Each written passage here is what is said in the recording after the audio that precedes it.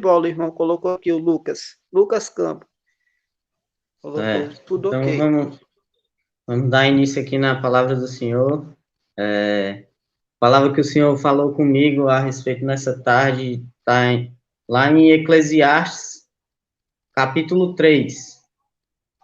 Eclesiastes capítulo 3, vou colocar aqui nos comentários. Eclesiastes Isso. capítulo 3 para os irmãos. Eclesiastes, Eclesiastes capítulo 3. 3, do verso 1 ao verso 5. Versículo 1 ao versículo 5. Amém. Já coloquei aqui nos comentários, viu, meu irmão? Vou ler aqui. Tudo tem seu tempo determinado, e há tempo para todo propósito debaixo do céu. Versículo 2. Há tempo de nascer, tempo de morrer, tempo de plantar, tempo de arrancar o que se plantou. Versículo 3. Tempo de matar e tempo de curar, tempo de derribar e tempo de edificar. Versículo 4. Tempo de chorar, tempo de rir, tempo de prantear, tempo de saltar. Versículo 5. Tempo de espalhar pedras e tempo de ajuntar pedras. Tempo de abraçar e tempo de afastar-se de abraçar. Prometo ser bem breve, meus irmãos, e peço que todos que estão aí na live não saiam. Deus tem uma palavra para o seu coração. Eu não estou vendo, não, quem vai sair, não, mas Deus está vendo. Fique aí, que prometo ser breve e Deus tem uma palavra para falar ao seu coração nessa tarde. O tema da mensagem é o tempo de Deus e os seus processos. Eu quero falar com meus irmãos a respeito de 3 pontos. Tudo tem seu tempo determinado. Aí é o ponto 1. Ponto 2. O tempo e as promessas. Ponto 2. E o ponto 3. O processo até a chegada do tempo de Deus na sua vida. Prometo ser breve, irmãos. Deus tem uma palavra no seu coração, não sai não. Deus vai falar com você. Aleluia. Eclesiastes é um livro que está na categoria dos livros poéticos na Bíblia. Há algumas controvérsias, mas a maioria dos estudiosos, eles creem que quem escreveu o livro de Eclesiastes foi Salomão, que foi o homem mais sábio da Bíblia. Foi o homem mais sábio da história da Bíblia. Salomão, que foi filho de Davi, foi um homem extremamente sábio. Eclesiastes foi escrito no século X a.C. Só uma pequena introdução. E contém 12 capítulos, Eclesiastes. Depois os irmãos puderem tirar um tempinho para vocês lerem. Numa sentada dá para vocês lerem todo o livro. É apenas 12 capítulos e Deus vai falar de forma gloriosa com você através desse livro. O tema do livro é sabedoria. Aí a gente vê um ditado aí no mundo, dizer aí no mundo, que fala, né, que o tempo de Deus, ele tarda, mas ele não falha. Mas a gente levando para a perspectiva bíblica, não é assim. O tempo de Deus em nossas vidas, ele é perfeito, ele não tarda. Aleluia. O tempo dele em nossas vidas é perfeito e ele sabe o momento certo de agir em nossas vidas. Então, vamos esquecer isso aí que a gente já ouviu, dizendo que o tempo de Deus, ele tarda, mas não falha. Ele pode não falhar, mas ele não tarda. O tempo dele é perfeito em nossas vidas. Que tudo tem seu tempo determinado. Primeiro ponto aqui que eu vou explanar aqui com os meus irmãos. Tudo tem seu tempo determinado. O tempo. A gente tem mania de estar olhando muito para o passado, ou querendo nos adiantar e olhando muito para o futuro. E a gente sabe que se nós ficarmos olhando muito para o nosso passado, a gente vai acabar se tornando pessoas o quê? Depressivas. nós vamos nos tornar pessoas depressivas. A depressão e a ansiedade é o mal deste século. A gente vê várias pessoas ansiosas, várias pessoas depressivas, porque elas não conseguem se libertar do seu passado, ou porque elas estão olhando muito para o futuro e estão se esquecendo do principal, que é o quê? O presente momento. Estão se esquecendo do presente momento. O futuro, se a gente ficar pensando muito no nosso futuro, nós vamos nos tornar pessoas o quê? Ansiosas. Nós vamos nos tornar pessoas muito ansiosas. E se nós ficarmos se detendo muito no que já passou, nós vamos nos tornar pessoas depressivas. A Bíblia nos deixa uma palavra em Mateus, em Mateus capítulo 6, no versículo 34, que nós não temos que ser ansiosos com o dia de amanhã. Por quê? Porque basta cada dia com o seu próprio mal. Então, nós não temos que nos estar muito atribulados e pensando, meu Deus, o que é que vai acontecer amanhã e tal. Por mais nesse contexto em que nós estamos vivendo aqui, que é essa pandemia.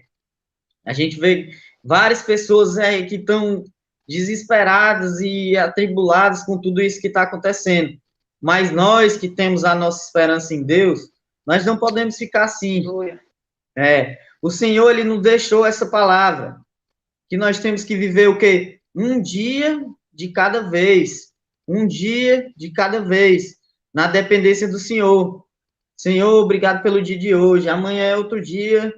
Vamos lá, no dia que vem, a gente vai viver um dia de cada vez, sem estar olhando para o que passou, sem estar olhando para o que está lá na frente. Vamos viver um dia de cada vez. Mas nós também não vamos ser irresponsáveis.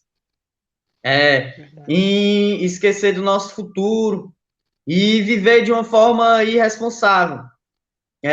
Claro que nós temos que cuidar do nosso futuro, buscar um trabalho, buscar a Deus. Nós não vamos negligenciar nesse ponto.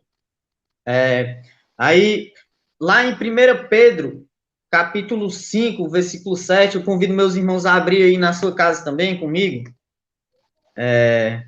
1 Pedro, capítulo 5, versículo 7.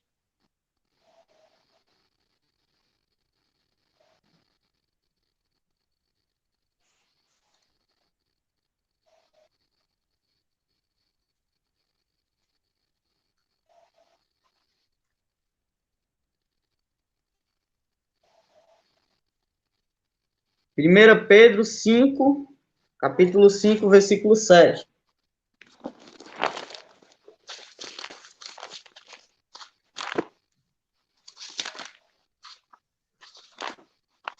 Primeira Pedro, capítulo 5, versículo 7. Aqui, ó.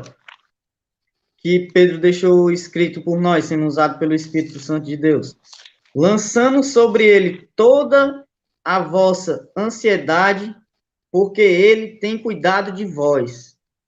Aleluia. Então, irmãos, quando esses momentos, porque nós não somos super crentes, nós não somos super seres humanos, nós somos, nós ainda estamos aqui, nós passamos por aflições.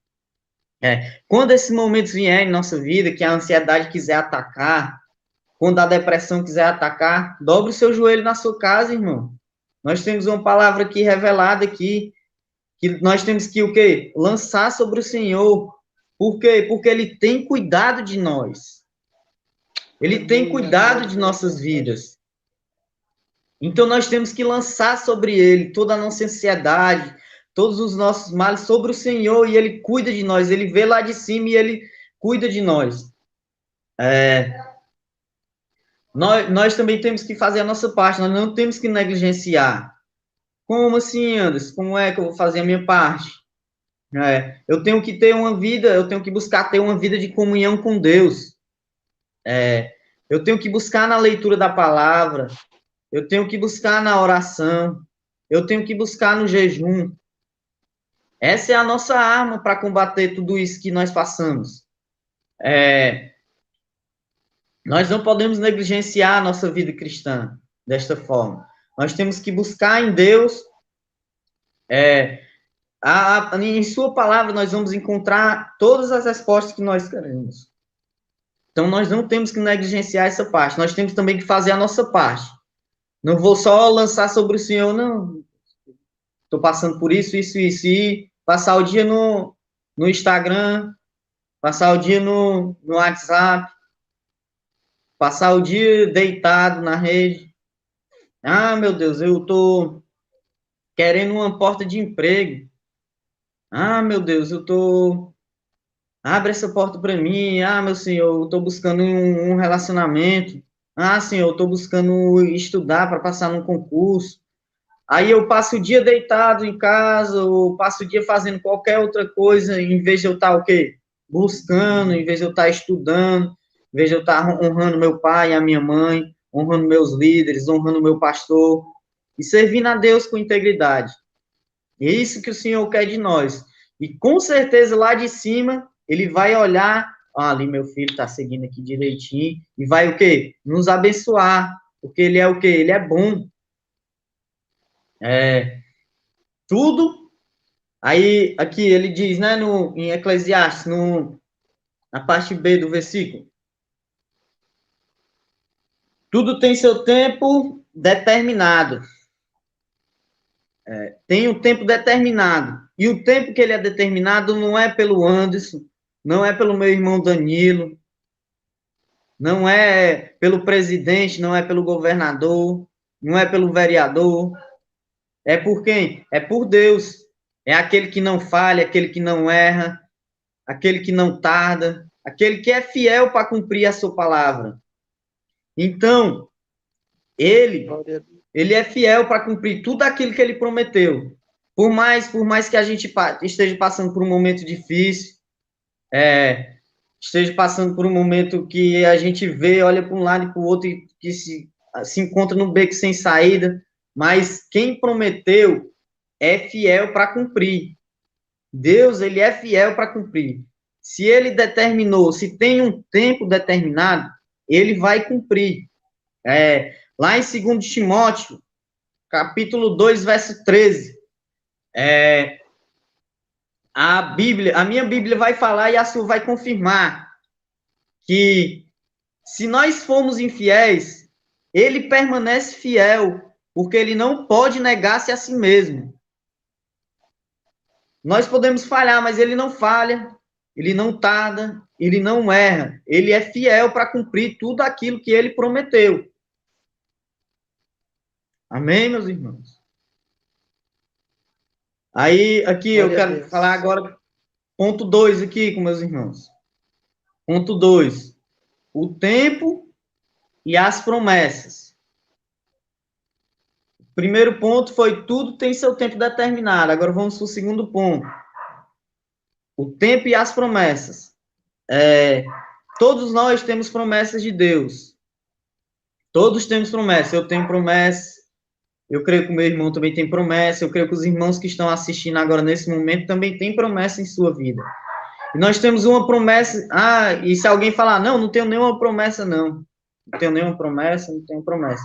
Eu vou lhe falar aqui a promessa mais especial que todos nós temos, que é a nossa salvação por meio de Cristo Jesus. Essa é a nossa promessa mais especial que o Senhor nos deu. E onde é que está escrito isso aí, antes? Está inventando? Não estou inventando, não. Vamos aqui na Bíblia, meu irmão. João 14. João 14.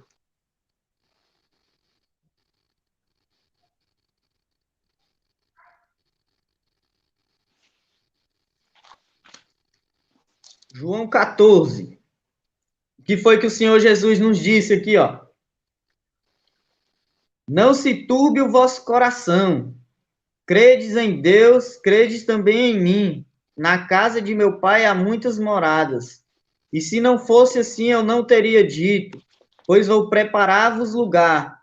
E se eu for e vos preparar lugar, virei outra vez e vos levarei para mim mesmo, para que onde eu estiver, estejais vós também. Então, aqui, meus irmãos, o Senhor, essa é a promessa. esse é o tempo e a promessa que o Senhor tem para nossas vidas. Que o quê? Que um dia ele virá nos buscar.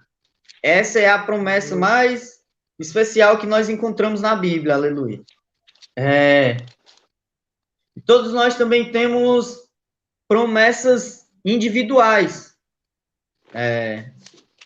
Que seja que Deus vai salvar a sua família, ou que você vai ter determinado ministério, ou seja, pregando, seja louvando, seja servindo, de qualquer forma. Nós temos promessas. Eu tenho promessas na minha vida, e uma delas ela está se cumprindo agora, que é o quê? Que é estar levando a palavra. O Senhor já usou várias pessoas para estar falando para mim, queria me usar na palavra, queria me levar para lugares para pregar a sua palavra. E uma dessas promessas está se cumprindo. Da mesma forma que na minha vida ela está se cumprindo hoje, ela pode se cumprir na sua também. Porque o tempo, ele chegou, o tempo de Deus, ele chegou na minha vida. E o tempo de Deus, ele vai chegar na sua vida também. Quantos creem? Digita um amém aí, um glória a Deus aí nos comentários, quantos creem. Que você pode ter promessas individuais também, que Deus vai alcançar a sua família, você terá um ministério abençoado, casamento. Creio que tem jovens aí agora nos assistindo. Muitas vezes nós ficamos muito preocupados. Eu sou noivo, meu irmão. Ó. E no início, eu quis. A minha noiva deve estar assistindo aí. Um beijo aí, minha princesa. No início, eu quis fazer tudo do meu jeito, no meu tempo, achando que ia ser na minha hora, no meu tempo. E com o passar do tempo, eu fui entendendo que não era do meu jeito, que não era no meu tempo, e que é no tempo do Senhor. E eu estou aqui, buscando, esperando em Deus. E eu creio que Ele vai honrar, eu creio que Ele vai cumprir. E eu creio que o tempo de Deus vai chegar na minha vida e vai chegar na vida dos meus irmãos. Aleluia. Eu tenho promessas cumpridas na minha vida, como ainda tenho promessas que não foram cumpridas. Eu creio também que na vida dos meus irmãos, da mesma forma, tem promessas que já foram cumpridas e tem promessas que não foram cumpridas. E como é que eu vou alcançar essas promessas? É o quê? Esperar no Senhor, sem se desesperar, sem ficar preocupado, sem ficar ansioso, sem ficar achando que ele não vai cumprir, sem ficar reclamando, murmurando. Creia, porque ele é fiel. Se ele cumpriu, ele vai. Se ele prometeu, ele vai cumprir. Se ele prometeu, ele vai cumprir. Lá em 2 Coríntios, capítulo 1, no verso 20, o apóstolo Paulo vai dizer que todas as promessas nós temos o sim e o amém de Deus. Em todas as promessas nós temos o sim e o amém de Deus. Então, se ele prometeu, o tempo é dele. A nossa vida é dele. Então, no momento certo, no tempo dele, vai se cumprir. Que nós não possamos estar preocupados ou ansiosos, mas que nós possamos estar esperando nele, porque ele não erra, ele não falha, ele não tarda. Ele é fiel para cumprir a sua promessa. Ele é fiel.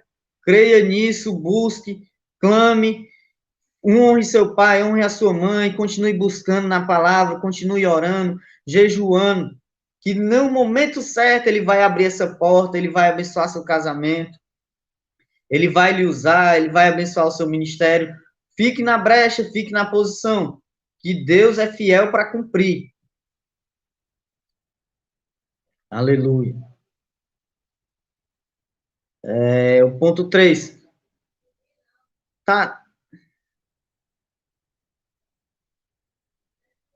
Ponto 3.